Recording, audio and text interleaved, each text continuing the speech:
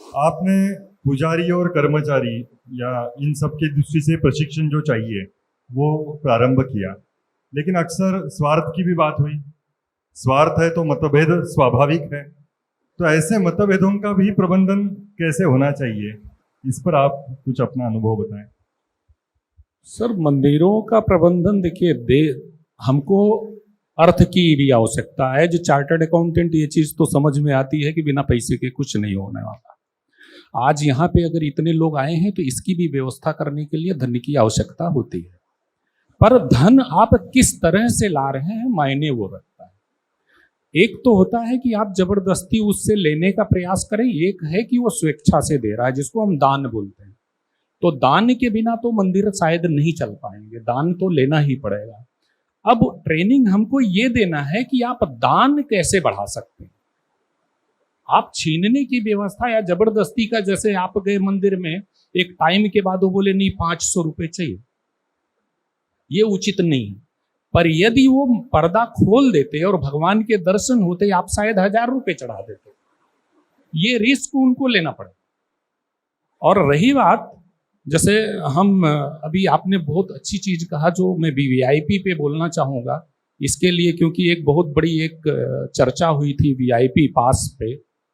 मेरा ऐसा मानना है, अगर हम प्रैक्टिकली भी देखें तो एक बच्चा है जो आराम से खा पी के सो रहा है, दूसरा बच्चा है जो भूखा रो रहा है। माँ किससे पहले मिलेगी? उससे मिलेगी जो रो रहा है, भूखा है। तो भगवान तो वीआईपी लोगों से ज्यादा उन लोगों के लिए इंतजार कर रहे हैं, उनसे मिलेंगे जो परेशान हैं। तो हम वीआईपी व्यवस्था करके शायद भगवान और भक्त के बीच में एक बाधा ही बन रहा। ट्रेनिंग हमको यही देनी पड़ेगी, चाहे वो ट्रस्टियों की हो, जो हमारा जैसे अभी 4 दिन का कार्यशाला चलने वाला है, उसमें शेड्यूल सारी चीजें बनी है, मंत्रोच्चार से लेके, क्योंकि कुछ पुजारी ऐसे हैं बेचारे जो बुक्स भी नहीं खरीद सकते हैं, तो उनको पूरी किट, क्या क्या कर्मकांड में किताबें लगती हैं, वो सारी किताबें एक बार उनको दे दिया जाए। मंदिर में यदि हम पूजा की व्यवस्था की बात करें, तो अगर मैं जनेऊ की बात करूं कि अच्छा एक सात्विक जनेऊ कहां मिलेगा, जल्दी नहीं मिल सकता।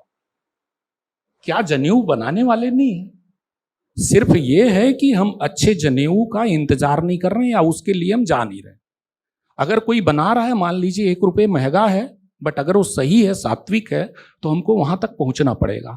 और यदि हर मंदिर में पूजा सामग्री, जनेऊ, तिलक, ये सारी सुविधाएं करा दी जाएं, जो पुजारी हैं उनको एक बार 5000 10,000 देके आप पूरा सामान रखवा दीजिए, उसकी जो प्रॉफिट होगी वो पुजारी स्वयं ले लें, फिर उतना सामान ले आके उसमें डाल दें। मुझे लगता है जितनी हम सैलरी दे रहे हैं उससे ज्यादा इनकम उनकी हो सकती है बिना किसी डिस्टरबेंस के। तो इस तरह के हमको उनकी रेवेन्यू बढ़ाने पे भी ध्यान देना पड़ेगा। उनकी इनकम एक बार बढ़ेगी तो उनका मन शांत होगा, और मन शांत होगा तो लोगों में धर्म का प्रचार वो अच्छे से करेंगे।